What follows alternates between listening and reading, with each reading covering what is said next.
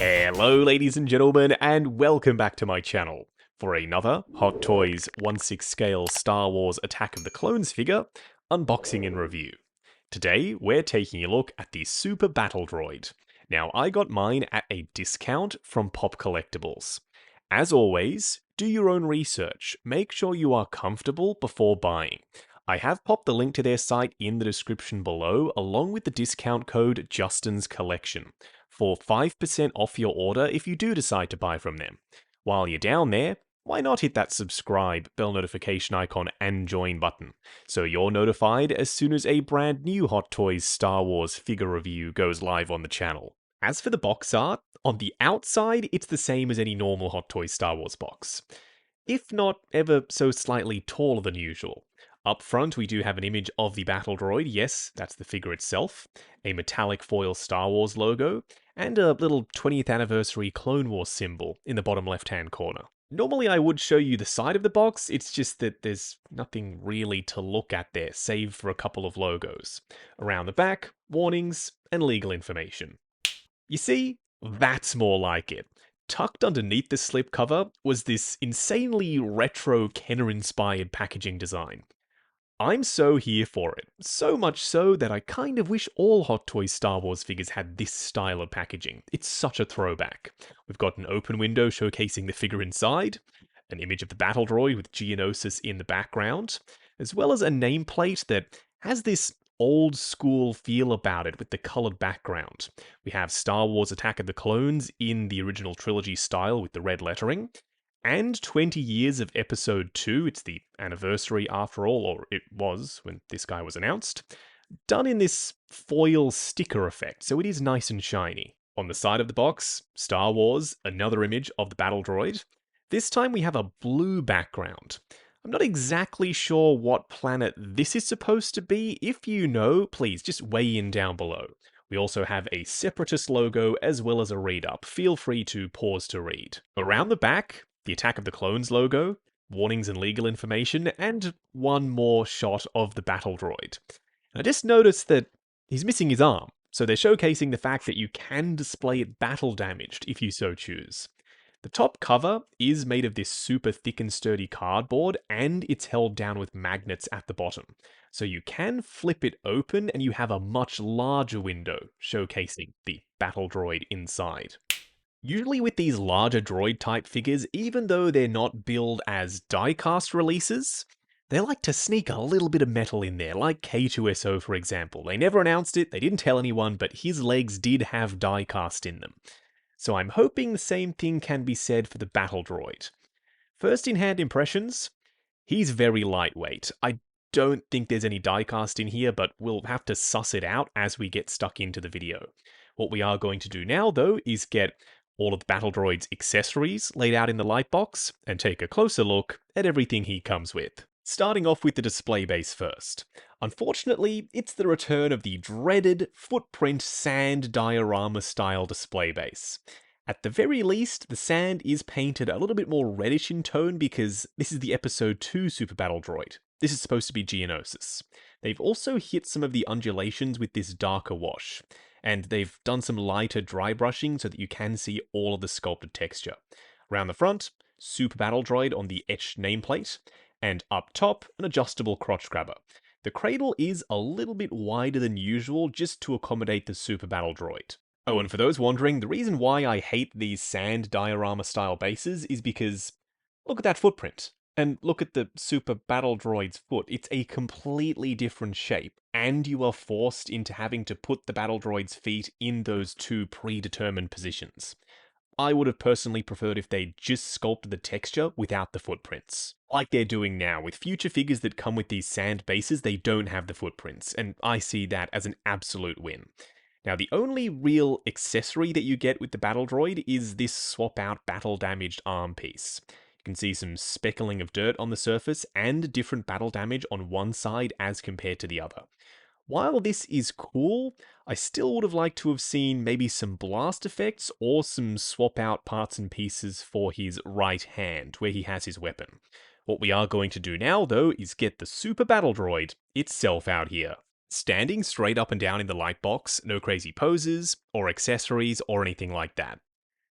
Yeah, that's the Super Battle Droid. Hot Toys have done literally what they said they were going to. It does what it says on the tin. They've translated the Super Battle Droid into 1/6 scale. For a figure that's entirely made out of plastic, we'll touch on that more in just a second, he looks surprisingly metallic. They have nailed the finish on the B2. He's tall, he's imposing, and the proportions look accurate to me based off what we saw in episode 2 for the CGI models. It cannot have been easy translating that look into a real physical thing. Somehow, they've done it, and it looks seamless, without a bunch of visible ugly joints or bits and pieces sticking out and jumping out at you. Up close and personal, kicking things off with Super Battle Droid's snoot, I suppose, is the best way to describe what's going on with this. It's not really a head sculpt now, is it? It's this long piece inset into the body. They have gone with this two-tone effect, so it's more of this warm gold for the main part. Then up top for the dome, where you can make out his eyes on either side, it's kind of like this purple tinted gunmetal. It's a very interesting looking color. When you see this guy in person, you'll know what I mean. And then for the rest of the battle droid, instead of going with just a gunmetal or a grey, they've opted to use this green/blue tinted silver. When the light bounces off the surface, it either reflects back blue or green, and it just makes this guy look way more visually interesting. Then over the top of that, they've added all of this speckling of dirt and grime in either black or brown. So it gives a lot of depth to the panels, and it is textural. So when you run your finger over the surface, you do feel all of that weathering. It comes across as though this guy is actually made of metal and he's properly weathered. It's not just paint on the surface. Something to be aware of though, this weathering is applied by machine, I think. So that means if you get multiple of these guys, unlike Hot Toys back in the day where they weathered by hand, all of the weathering is going to be identical across your multiple battle droids. Now I have turned his LED on, and we'll get to how that's powered in a second. When it is turned on, it's very vibrant, and it pops against the metallic finish for the rest of the Super Battle Droid. Now that we've discussed the paint applications with the bluish-greenish silver, we don't really need to touch on it anymore. The entire dude is painted like that, except for the joint areas, where they're more of a darker gunmetal with this silver speckling over the top. Now to power the LED, this panel removes, and there's two AAA batteries inside. I love that for various reasons. Number one, you can use rechargeable batteries. Number two, they're going to last a hell of a lot longer than button cells. And number three, because the batteries are so big, they're also quite heavy. So when you pop them in, even if you opt to not use them, he's going to feel much more substantial with the batteries as compared to without them, which is a really neat trick done by Hot Toys. They're using the weight of the batteries to their advantage. Going forward, in future droid figures that also use batteries, why not use the AA's or AAA's, just to make them feel a touch more substantial. Now there's a lot going on for the arms. They're pretty thin, and there are some pieces that straight up jut out around the front and the back. These pistons are made of plastic, and I would advise being careful of them. Don't put too much pressure on these pieces. For the forearm, it's an asymmetrical design. On the other side, there is no blaster, so it's just on the right side. We have the two barrels. Now, unfortunately, there are no swap outs for these. In various other Star Wars media, like Battlefront for example, we have the tri-rockets and the tri-lasers. Whereas with this guy, we've just got the two barrels. I would have loved to have seen swap outs for these. Maybe it's something that Hot Toys can explore in the future. And I also would have liked to have seen a little bit more silver dry brushing just over the top of the barrels to bring out all of that sculpt work. It's not like it doesn't look good, it's just something that would have helped it pop a touch more. Now, you can extend out the forearm for some reason, and no, that is not to facilitate the swap out battle damaged piece. Number one, that's on the other side, and number two, it swaps out above the elbow joint, not below. Then we get to the hands. They're these very flat but super well engineered two-fingered and one-thumbed hands. Now, when you get this guy in hand, I'm so sorry, you'll see what I mean about the engineering. They are surprisingly posable and weathered on pretty much every panel, including the ribbed detail on the inside of the palms. So on the left side, instead of going with the twin barrel blasters, we've just got these dots. They still add a little bit of visual interest, but they're nowhere near as cool as the blasters. And you can also extend this arm out at the forearm. Now, to remove it to attach the battle damaged elbow piece, you literally want to grab the elbow joint and unplug it from the crevice that it's nestled into. Then you can bring this one in. Now, technically you can plug it in either way. I just prefer to have the more battle damaged piece on the outside, just so that we're not hiding away all of that extra detail. But it's entirely up to you, of course. And now we have the Super Battle Droid with only one arm, as though the left side has been lopped off by Mace Windu, or maybe it's been blasted off by Padme. The waist section is made of that slightly softer rubbery material with that speckling of silver over the top, and it has this almost dull shine to it, so it still looks metallic, even though it's made out of rubbery plastic. I assume they've made it out of that stuff just to allow for greater range of motion. We'll find out in the accessory segment. It does curve in towards the geometric belt area. Then from the side profile, it sticks out and curves in again, so there's a lot of swooping angles and lines at play. Then all of the rib line detail follows those curves. Coming down to the waist section, we've got this massive center cog. It's not functional, but it looks really cool. There's also silver chipping over the top of that, just to bring out the sculpt work. So the legs, they move on ball joints rather than any kind of actuation mechanism for that center cog. But the legs themselves, the finish looks great all the way down. But I don't think anybody was doubting Hot Toys' ability at this point to make plastic look like metal. We've seen them do it for years and get better and better and better at it with their Iron Man releases. My favorite detail has to be all of the weathering. Those super fine speckles that then get a lot more concentrated around the joints in all of the high traffic areas such as the feet. It just sells the idea that this battle droid has been stomping around on the battlefield. He's quite heavily used at this point.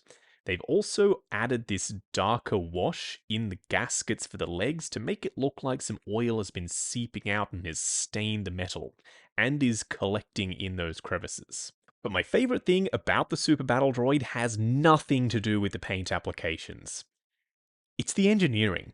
If you think about it, Hot Toys had a monumental task on their hands when they decided to make a Super Battle Droid in this scale. Because it's very big, it's quite a unique design, and he's super spindly for the legs. Look how thin they are, especially down here for the ankles. Even Disney and Lucasfilm haven't had to make a practical Super Battle Droid. Whenever we see these things on screen, they're CGI, so they can cheat. They can have parts and panels collide and not have to worry about the battle droid being stable. Hot Toys couldn't get away with that. They had to make sure that he could stand and that it was posable. Luckily, they were up to the challenge because this thing is way more stable than I thought he was going to be. My only complaint is luckily not visible when he's just standing on the shelf. On the underside of the feet, there are some very visible screw holes. Considering everything else is completely seamless and there aren't any other visible screws, I would have liked to have seen some plugs under here. And maybe a bit more weathering for the tread. For a quick side-by-side comparison, on the left, the B2 Battle Droid, aka the Super Battle Droid, and on the right, the Geonosian variant of the B1 Battle Droid, who is shorter than the B2, as he should be. It almost looks like they were designed by two completely different teams. And I don't mean the figures, I mean the droids themselves in-universe. They must have been designed by two different factories, because they share very little similarities. The only things that I can see, number one, the head design being this snoot type thing, and number two, the hands with the three fingers. But that's kinda sorta it. The B2 is substantially bigger and bulkier. Although maybe the scaling isn't 100% perfect, because in my mind's eye, I've always pictured the Super Battle Droids as towering over everyone, and that includes the very tall Christopher Lee as Count Dooku. Maybe Hot Toys could have gone slightly larger with the Super Battle Droid. Not the end of the world. It's still very imposing, it's going to have shelf presence, it's just something to be aware of, that the scaling might not be as bang on as I initially thought it was. If you were contemplating using the Battle Droid in a Clone Wars display perhaps, This is what it looks like standing next to my modified Clone Wars Anakin with a custom head sculpt. Battle Droid is taller than Anakin, as it should be. Ah, that's better. A normal-sized figure, not the insanely tall Hayden Christensen or Christopher Lee. This is the Episode 2, Phase 1, just regular white clone trooper. Battle Droid towers over the clone. I still think they could have gone even larger with the scaling, though. Going over articulation, there's a surprising amount of hidden engineering going on, just to give us the best range of motion possible. Starting off with the arms, they are on ball joints at the shoulders, going out, forward and back, plus they also sort of work as a butterfly joint with a bit of tilt. Then you can extend them out at the shoulders for even more range, if you do want to have his arms hinged out a touch more. There's no swivel at the bicep, but there is one just below the elbow joint for the forearm. Then we have a single bend for the elbow itself. You can extend the arm out a touch, but I'm not quite sure what purpose that serves.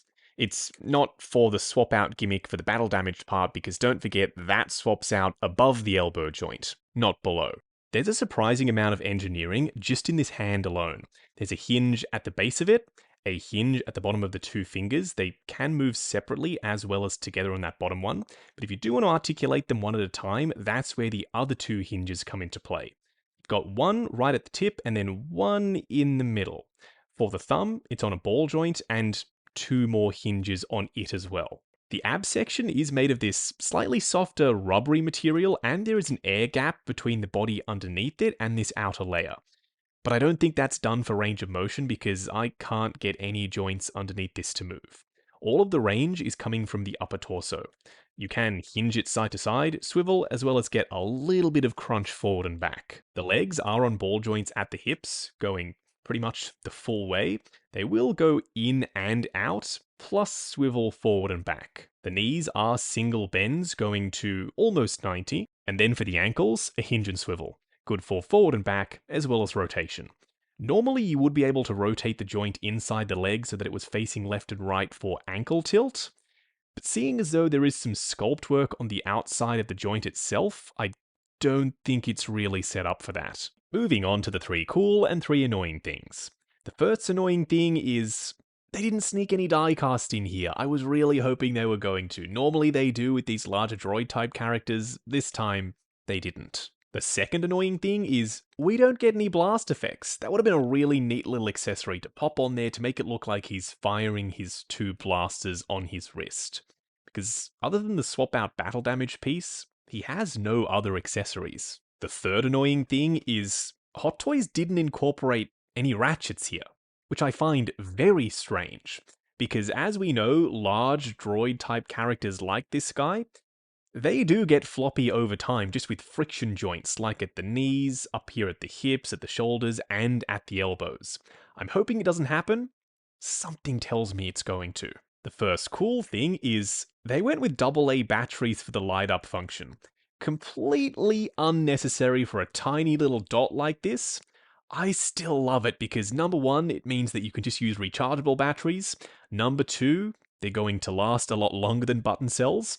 And number 3, because they are so chonky, they add a lot of weight to this guy. They make him feel more substantial. The second cool thing is all of this weathering, giving us this outer visceral textural layer of dirt over the top of the shiny metallic finish just makes this guy so much more visually interesting. The third cool thing, speaking of visually interesting, if you decide to pick up multiple super battle droids, 2 perhaps, you can have one displayed battle damaged and the other with both arms on, just to mix it up a little.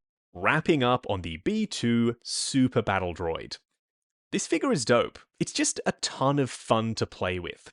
It's not overly heavy, it's not overly difficult to get standing or pose, and that's the best part about it. There's not even a head sculpt to worry about getting to look right or the angles of it working. The paint applications are stunning. He doesn't come with really any accessories except for that swap out battle damaged piece, so it's straightforward. Like I said, plain fun. So if you're after a B2 and you want something to stand imposingly alongside your Count Dooku, this guy is going to do it for you. At least he does it for me personally. I was hoping he would be a little bit taller than he is. At the end of the day, it's not a massive deal. I'm still extremely satisfied with how this figure turned out. And yes, I will be picking up a second one. How could I not? One thing that I do want to mention at the end of this, one takeaway that really has stuck with me, is the use of AAA batteries.